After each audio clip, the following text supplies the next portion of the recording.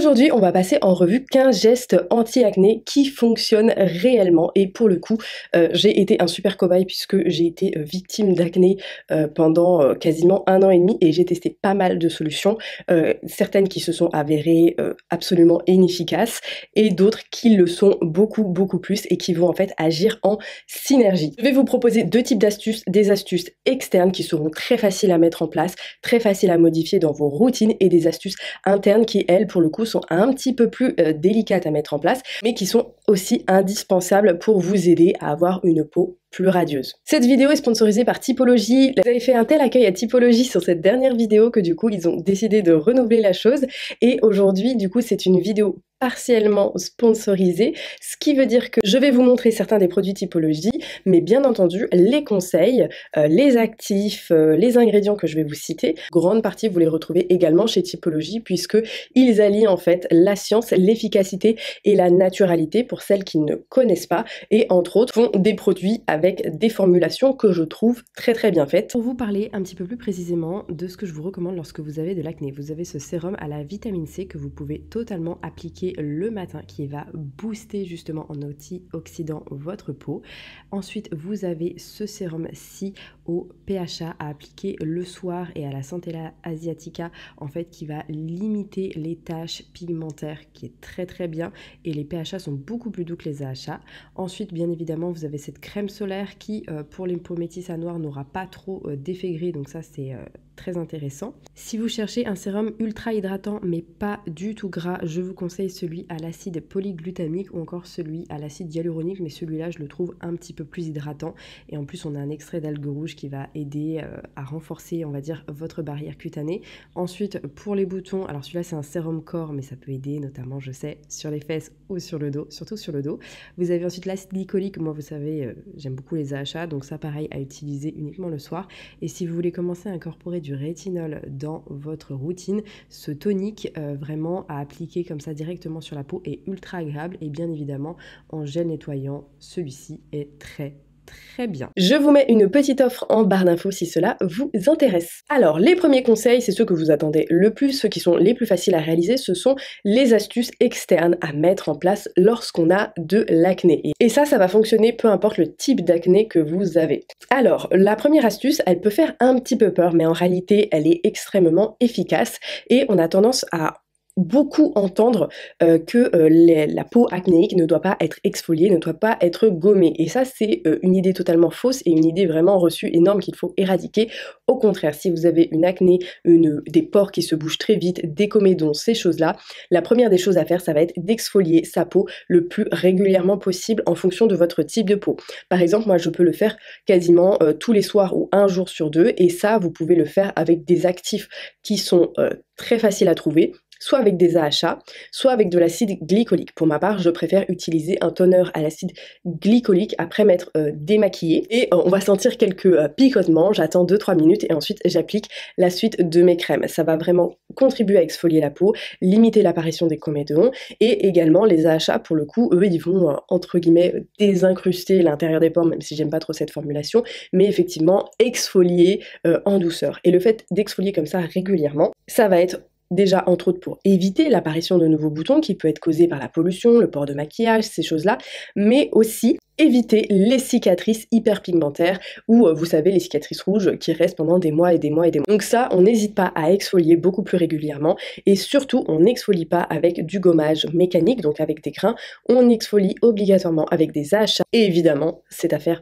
absolument le soir parce que c'est photosensibilisant. Deuxième astuce qui a été très utile sur mon acné, si vous avez du coup que vous portez par exemple beaucoup de maquillage, que vous avez le masque, ces choses-là, que vous vivez dans un endroit très pollué, ça va être de faire systématiquement un double nettoyage, même lorsque vous ne portez pas du gros make-up. Le double nettoyage, c'est utiliser en fait un cosmétique huileux que vous allez masser comme ceci, et ensuite vous allez le nettoyer avec un nettoyant moussant pour le faire partir. Ça, surtout si vous avez des cosmétiques riches ou des cosmétiques notamment comédogènes avec des silicones, des huiles de pétrole, donc de la paraffine, de l'isoparaffine. Regardez dans vos compositions, vraiment, ça, ce sont des huiles qui sont présentes absolument partout dans vos cosmétiques qui vont vous boucher les pores. Surtout que la nuit, c'est là où la peau se régénère, donc il est absolument indispensable de se démaquiller ou même de se nettoyer la peau avec un double nettoyage pour que ce soit fait de façon correcte. Et d'ailleurs, le double nettoyage sera très utile si vous portez de la crème solaire tous les jours. Et j'en viens à ma troisième astuce pour réduire mes hyperpigmentations, mes cicatrices que vous pouvez voir. Alors j'en ai toujours quelques-unes parce que ça m'arrive d'avoir un petit peu d'acné. Et réduit et en tout cas empêche que la cicatrice dure trop longtemps, ça va vraiment être de mettre de la crème solaire tous les jours. Et ça depuis que mon premier geste le matin, ça va être de me nettoyer la peau avec un nettoyant. Alors, vous n'êtes pas forcément obligé de le faire si vous avez une peau plutôt sèche, mais en tout cas de rincer mon visage et directement, voilà, sans faire une skincare routine, c'est vraiment quelque chose qui a changé, entre guillemets, mon grain de peau et toutes mes cicatrices très rouges et mes hyperpigmentations. Quatrième astuce que j'ai arrêté de faire parce que c'était quelque chose que j'entendais vraiment dans la sphère naturelle, il faut absolument mettre une huile sur ta peau pour la nourrir, pour l'hydrater, ça on l'entend beaucoup, mettre de l'huile pour hydrater, voilà, c'est quelque chose qui se faisait beaucoup dans la sphère naturelle et si vous regardez mes anciennes routines, très clairement, je mettais souvent un corps gras, un corps huileux à la fin de mes routines et très clairement ça c'est quelque chose que j'ai arrêté parce que ma peau ne supporte plus les corps gras. Dès que j'utilise un corps gras, que ce soit une huile même très légère, même sébum-like, et bah ma peau a vraiment du mal à la tolérer. Et je sais que ça peut être une idée reçue, oui de toute façon une peau grasse ça ne s'hydrate pas. Alors si on va, même sa peau acnéique, on va l'hydrater. En revanche, ce que je fais maintenant c'est que j'opte systématiquement pour des sérums à base aqueuse, c'est-à-dire que c'est un sérum très léger, très fluide, avec très peu de corps gras à l'intérieur, hein, vous pouvez vérifier. Vous voyez écrit oil dans la composition et que surtout l'ingrédient arrive en tout début de listing key, ça vous pouvez être sûr que le cosmétique va être très huileux et pourra potentiellement vous boucher certains pores. Alors je sais que c'est pas le cas de tout le monde, mais en tout cas pour ma peau extrêmement comédogène, j'ai totalement banni les cosmétiques huileux. Donc tout ce qui est sérum ultra léger, ultra liquide, vous savez quand vous l'appliquez, on sent que c'est légèrement hydraté mais il n'y a pas du tout d'effet gras, c'est ça qu'il faut que vous privilégiez dans vos routines si vous avez de l'acné.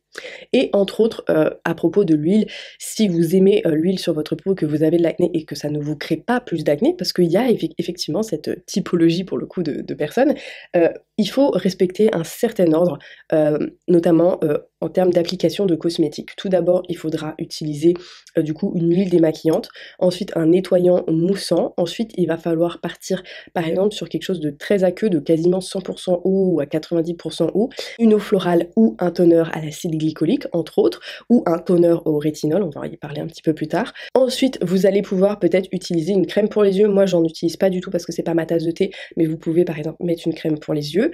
Ensuite, vous pouvez mettre sérum très léger, très liquide, vous savez, cette texture là comme ça très légère pour le visage, vous pouvez l'appliquer ensuite. Ensuite, par exemple, si vous voulez rajouter une crème de jour un petit peu plus épaisse, et par exemple, pour finir, vous allez pouvoir utiliser soit un corps gras, par exemple une huile végétale, quelque chose comme de l'huile de jojoba si vous avez une peau très sèche, ou une crème solaire, moi c'est mon cas, donc voilà, bien respecter ces ordres-là d'application des cosmétiques, c'est ultra important. On va toujours du plus liquide, sauf pour la partie nettoyage qui est un petit peu à part, mais on va toujours du plus liquide au plus riche, au plus gras. Qui en tout cas a vraiment changé ma peau, c'est vraiment d'intégrer beaucoup plus d'actifs scientifiquement prouvés dans ma skincare routine. Notamment comme le rétinol, ça je me suis mis à en utiliser beaucoup plus et honnêtement ça se voit vraiment. On voit une amélioration significative. Également de la vitamine C, j'ai tendance à utiliser du coup de la vitamine C le matin et le rétinol le soir. Également de la niacinamide, alors ça pareil, ça m'a énormément aidé, tout ce qui est pour l'hyperpigmentation, même pour l'hydratation, etc. La niacinamide également avec la vitamine C le matin, c'est top. Notamment des actifs, on va dire, un petit peu plus ciblés ou un petit peu plus généraux, par exemple, vérifier qu'il y a bien du zinc PCA, qui est un très bon actif pour l'acné, dans vos soins, dans vos nettoyants, par exemple. Je sais que lui, il est un petit peu controversé, c'est pour ça que je vous ai parlé du zinc PCA en premier, mais notamment l'acide salicylique que vous pouvez mettre du coup en localisé sur les boutons, on va dire, actifs. Septième astuce que je ne faisais jamais et que je ne comprenais pas le but, c'est d'appliquer Du coup, ces soins sur peau humide, alors sauf les acides parce que du coup ils sont annulés par l'effet de l'eau, mais on va dire sa crème, son sérum, etc., de l'appliquer sur peau humide tout simplement parce qu'il y a une meilleure pénétration des actifs sur la peau. Donc vous pouvez vous brumiser par exemple un petit spray d'hydrolat, vous en avez d'ailleurs sur le site de Typologie. D'ailleurs je vous conseille très vivement l'hydrolat de menthe poivrée. Pour le coup c'est mon geste du matin, le geste fraîcheur, comme ça avant d'appliquer mes sérums. 8e astuce, ça va être d'opter pour un maquillage beaucoup plus léger, quitte à ce qu'on voit mes cicatrices. Le fait d'alléger comme ça mon maquillage, de porter un fond de teint beaucoup plus léger, quelque chose de beaucoup plus lourd, de ne pas forcément poudrer entièrement mon teint, de rajouter des couches et des couches comme ça, d'éviter également les bases, vous savez, à base de silicone qui peuvent être très occlusives pour la peau, et bien tout simplement ma peau entre guillemets respire mieux et moins alourdie par tout ça, enfin voilà, respire mieux, je la nettoie mieux, il y a moins de résidus, de micro-résidus de maquillage. Ma peau s'en porte beaucoup mieux, donc je vous invite très vivement à réduire la dose de fond de teint que vous mettez, voire au quotidien, de ne pas sortir maquillée. Moi, ma petite astuce pour avoir un effet make-up, no make-up, c'est clairement l'autobronzant au niveau du visage. C'est justement de mettre un autobronzant le soir et de faire justement les contours avec un petit pinceau ou un petit beauty blender, les contours du coup au niveau du cou, de la joue, des paupières et un petit peu au niveau du front pour faire un effet contouring. Le matin, j'ai plus qu'à mettre un anti-cerne, du mascara et une petite huile à lèvres et c'est fini. Et évidemment, si je veux un maquillage, on va dire, un peu plus chargé, un peu plus lourd comme aujourd'hui, et ben, je vais partir sur des textures beaucoup plus fluides. En plus, ça va moins marquer mes rides au niveau du front et je vais très peu poudrer et du coup, on a un effet glowy vraiment hyper sympathique. Et 9e et dernière astuce, alors celle-ci, je vous la mets un peu de côté, je la conseillerais uniquement aux peaux assez épaisse, très peu sensible. Moi, c'est quelque chose que maintenant j'utilise tout le temps. Vous savez, c'est ce genre de petite brosse nettoyante vibrante qui, en fait, lorsque je me maquille énormément ou voilà, que j'ai mis plusieurs fois de la crème solaire dans la journée, tu sais, par exemple, tu vas à la plage, tu remets de la crème solaire pour bien nettoyer, pour bien faire mousser le nettoyant, et bah très clairement, ça m'aide énormément. Et quand je ne l'utilise pas, je remarque que effectivement j'ai plus facilement des petites imperfections, des petits comédons qui reviennent. Donc pareil, si vous avez une peau très sensible, peut-être que je vous conseillerais pas ce genre de brosse vibrante. Maintenant, deuxième partie de la vidéo, ça va être tous les conseils à appliquer en interne. Et alors le premier conseil que je vais te donner,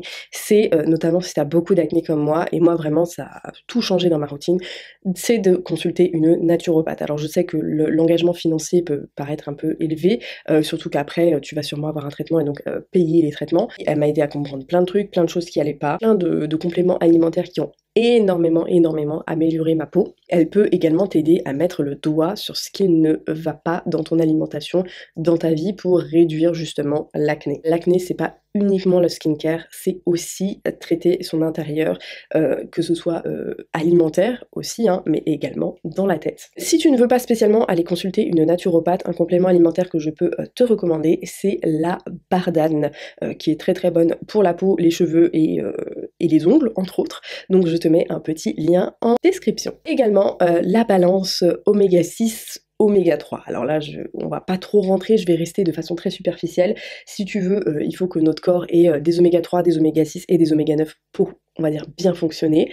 Sauf que il se trouve que dans notre société actuelle, en tout cas en France, on a beaucoup plus d'oméga 6 et du coup, le problème c'est que les oméga 6 ont tendance à être pro-inflammatoires, là où les oméga 3, en fait, on en a beaucoup moins dans notre alimentation et eux sont anti-inflammatoires. Entre autres, des huiles très riches en oméga 3, vous avez l'huile de chia, l'huile de lin, contient pas moins de 57% d'oméga 3 par rapport aux oméga 6 et 9. L'huile d'olive également est une très bonne huile, beaucoup plus dosée en oméga 6 qu'en oméga 3, mais qui est très intéressante parce qu'elle contient énormément d'oméga 9, à savoir 75%. Vous avez également l'huile de colza, alors je sais que bon, c'est un peu la pénurie d'huile, mais essayez en tout cas, si c'est pour arroser vos salades, tout ça, d'investir dans une bonne huile bien dosé en oméga 3. L'huile de colza donc avec 11% d'oméga 3 et 61% d'oméga 9. Et ensuite bien entendu vous avez tout ce qui est graines, donc tout ce qui est graines germées c'est ultra intéressant pour votre santé et bien évidemment la fameuse graine de lin qui est aussi très bonne du coup pour les cheveux mais également en interne à saupoudrer sur vos petits plats, sur vos petites pâtes, ça vous fait en plus un petit jeu de texture, des petits croustillants, c'est très bien. Les graines de chia également qui sont très intéressantes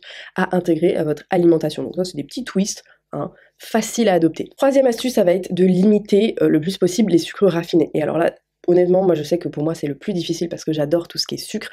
Donc je vous conseillerais, par exemple si vous aimez beaucoup les goûts sucrés, c'est, vous savez d'acheter les sucrants là, on va dire un peu chimiques, vous savez avec les polyols, ce genre de choses, pour les diabétiques ça donne le goût du sucré, mais ça n'en est pas réellement. Ou peut-être, commencer à faire une détox au fur et à mesure du sucre, réduire un sucre par-ci, un sucre par-là, si vous mettez du sucre dans votre café ou dans votre thé par exemple. Commencez tout doucement à réduire petit à petit, hein, jamais du jour au lendemain, et peut-être vous tourner notamment, comme ça m'arrive, vers du sucre de coco qui en fait fait un peu moins monter votre glycémie que du sucre raffiné. Quatrième astuce en interne, vous avez la levure de bière. Alors justement, je vous déconseille d'en prendre puisque tout simplement la levure de bière, alors ça a plein de bienfaits pour les cheveux, pour les ongles, pour la peau. En revanche, ça contient énormément de gluten et en fait, il y a plein de personnes qui ont une certaine sensibilité au gluten, dont maintenant je fais partie. Et depuis que j'ai arrêté de consommer du gluten, on va dire très régulièrement, j'ai aussi beaucoup moins d'acné. Donc vraiment faites attention au gluten, essayez de réduire sur quelques jours, voir ce que ça peut faire, si ça a un impact sur votre acné ou pas. Ça peut être une piste à explorer, hein. C'est pas un conseil comme ça appliqué en plus de tous les autres, c'est une piste à explorer si vraiment vous ne trouvez pas entre guillemets la cause de votre acné. Cinquième piste à explorer en interne, ça va être le soja. Personnellement, je suis extrêmement sensible au soja et ça je ne m'en étais réellement jamais rendu compte, sauf le jour où j'ai été manger dans un restaurant qui fait uniquement de la nourriture à base de soja, donc un restaurant végétalien, et donc tout est forcément fait à base de soja ou de gluten, notamment avec, comment ça s'appelle, le tempeh je crois, quelque chose comme ça. Et en fait 2 jours après, et pendant quasiment 2 semaines, j'ai eu de l'acné sorti de nulle part. Donc faites attention à ce que vous consommez, voyez si le soja a une incidence ou pas sur vous. Et dernière petite astuce que je vais vous inviter à consommer notamment un repas, c'est de diluer quelques gouttes de vinaigre dans un verre d'eau et que vous allez pouvoir boire à la paille. Ça va notamment stabiliser votre glycémie, mais surtout ça va avoir une action, on va dire, apaisante pour votre système digestif. Ça va vous aider à mieux digérer notamment tout ce qui est sucre raffiné avec l'acide acétique à l'intérieur. Si vous voulez, ça va décomposer les molécules de sucre et vous permettre de les digérer et en tout cas de moins les stocker. Voilà, le petit verre avec quelques gouttes de vinaigre de cidre avant un repas très sucré, très gras, ça peut être quelque chose de très simple à mettre en place, mais extrêmement efficace. Et ça n'a pas seulement d'intérêt que pour votre skincare routine. En tout cas, si tu es intéressé par tout ce qui est actif, comme je t'ai cité précédemment,